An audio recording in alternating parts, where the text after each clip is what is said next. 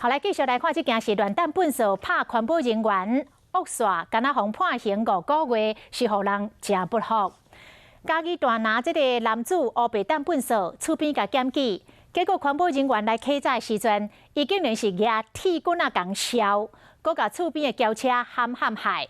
但是法院敢若甲判刑5个月，厝边则唔愿，讲这颗是地方头疼的人物，关押着5个月就会当放出来。 因未来也是活里的惊讲当中。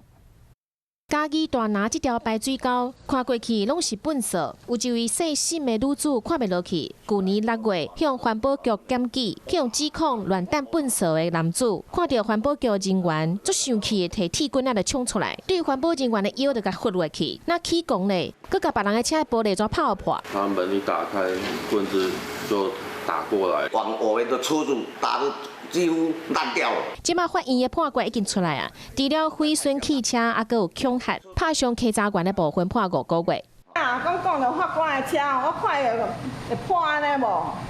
哦，迄讲囡仔讲到因家的亲人啊，就好啦，看会判无罪无？因为伊的行为真正是离谱，检举的人不满。 真困扰咯，我所在互伊行，搁爱互大家安尼互我恐吓，我安尼毋是讲生活伫恐怖的所在吗？伤害毁损的审判，法官嘛，干来会当依法处理。但是对受害者来讲，这个查甫人平常时的行为，就互因足惊吓的。